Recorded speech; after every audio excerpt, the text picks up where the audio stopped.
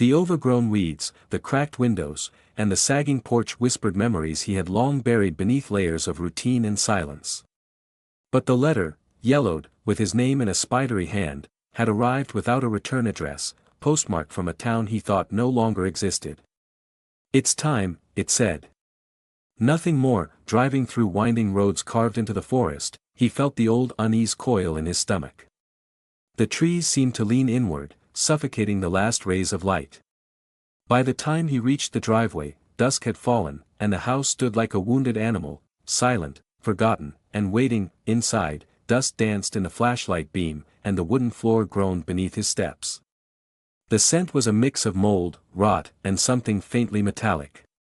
He ran his fingers along the familiar wallpaper, yellow with age, torn in places. Every room was a replica of memory, except colder, more hollow.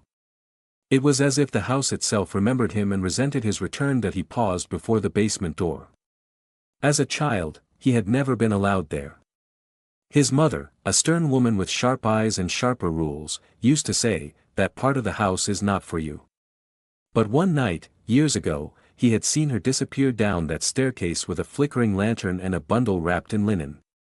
She never came back. She was found weeks later in the woods, eyes wide open, mouth frozen in a scream, but there were no wounds, no signs of how or why. After that, Elias was sent away to live with an uncle who spoke only in riddles and prayer. Now, he turned the doorknob. It was locked. He rummaged through drawers, dusty boxes, and found a key taped beneath an old ceramic plate. His hand trembled as he fitted into the lock. With a reluctant click, the door creaked open. Stale air and darkness greeted him. The steps were narrow, the railing long gone. As he descended, the temperature dropped, and so did the sounds of the house above. No creaking, no wind, just the heavy pulse of his own breath. At the bottom was a long hallway that shouldn't have fit beneath the small house. The walls were smooth stone, the floor cold and damp. Flickering lanterns hung at intervals, unlit for decades but still intact. When he passed the first one, it flickered on by itself, then the next, and the next, guiding him deeper. That he should have turned back. The hallway ended at a massive, rotting wooden door covered in strange, almost organic-looking carvings, twisting vines, open mouths, eyes without pupils. It radiated heat and cold at once. This was it. The door he wasn't supposed to know existed. The door even the house had forgotten until now. That a low hum vibrated in his bones. He touched the carvings, and they felt warm and alive, like skin under breath. The moment his palm pressed against the center, the door cracked open, not outward or inward, but by splitting down the middle and slithering apart. Beyond was not a room, but a void, a darkness too complete, too hungry. He hesitated, but something pulled at him, something old and buried. He stepped through, the door vanished behind him. The air was thick, almost breathable liquid. Shapes moved in the distance, limbs that didn't belong to any creature he recognized, and voices murmured in a forgotten language. The ground felt soft but solid, like flesh wrapped in stone. In the center of this unnatural expanse stood a figure. His mother. Unaged. Her face was pale, eyes glowing faintly red, and her mouth moved, but no words emerged. She pointed to a circular mirror embedded in the ground. Elias stepped closer and saw not a reflection, but a memory, him, as a child. In the attic. Opening a small black box he had never remembered opening. Inside it, a shard of dark crystal that pulsed with light. He had touched it. In doing so, he had awakened something. A door. This door, the mirror shattered, the world convulsed. That he was yanked backward, tumbling through shadows, screams filling his ears, none of them his own. When he opened his eyes, he was back in the basement hallway, but not alone. Dozens of figures lined the walls now. All with missing eyes. All with mouths sewn shut. All staring without seeing. He tried to move, but his limbs wouldn't obey. The lanterns had gone out. In the blackness, something whispered in his ear, "You brought us back."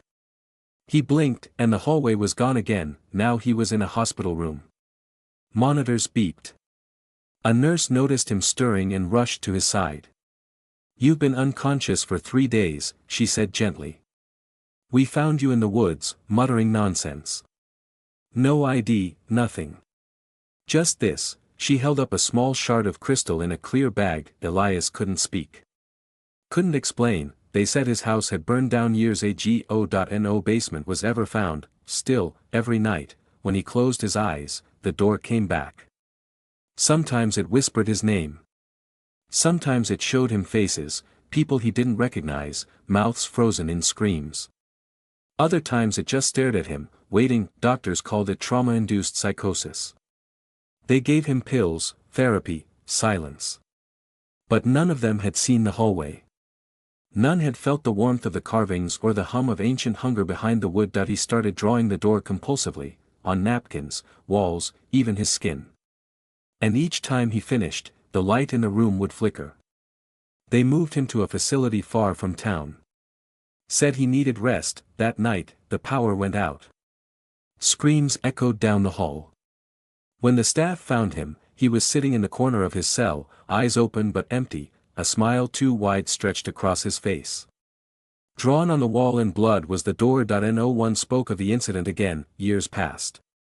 The hospital was condemned, shut down. But locals still tell stories of a forgotten wing, sealed behind steel plates, where no one dares enter. They say you can hear whispering if you lean against the wall. Sometimes a knock. Others say the door isn't just behind steel and concrete. You just have to forget it long enough for it to remember you. Even now, even sedated, he could feel the pulse of it through the hospital walls. At night, when the orderlies thought he slept, he would stare at the ceiling and hear the hum. It was getting louder. The door had opened once, and it wanted to open again. Only this time, it wasn't just calling him, it was calling through him. The doctors noted a change. His pupils stayed dilated. He stopped eating. His drawings became more detailed, more ancient, like glyphs from some lost civilization no one recognized. They began spreading from his walls to his sheets, then to his skin.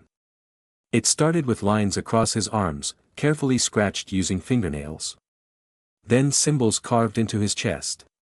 And always, that same door at the center point. One night, the nurse assigned to him didn't return home. Security footage showed her stepping into Elias's room and never coming out. The door remained closed, untouched. But the air smelled of rot. Her ID badge was found under his bed, crusted with something black and oily. They moved him to isolation. Reinforced cell. No windows. Padded walls. Still, he drew. Still, he whispered. Still, the door pulsed. Then came the storm. Power outages swept through the town. The facility's backup generators failed. Screams echoed in the hallways again, but this time, no one came to investigate.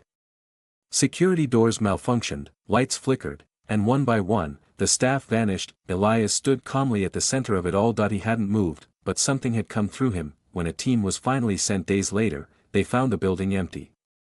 Desks overturned. Walls covered in the same glyphs. Blood in spiral patterns. Every door inside had been removed, physically torn from its hinges, except one. The one in Elias's cell. It was closed, but not sealed. One of the responders, a young officer named Mara, approached it. The carvings were familiar. She had seen them once, in her grandmother's diary, symbols she was warned never to speak aloud. She ignored the warnings. She touched the door. It opened. Elias was gone. So was everyone else, but on the far wall, something new had appeared, a mirror, just like the one Elias had seen in the void. Mara approached it cautiously.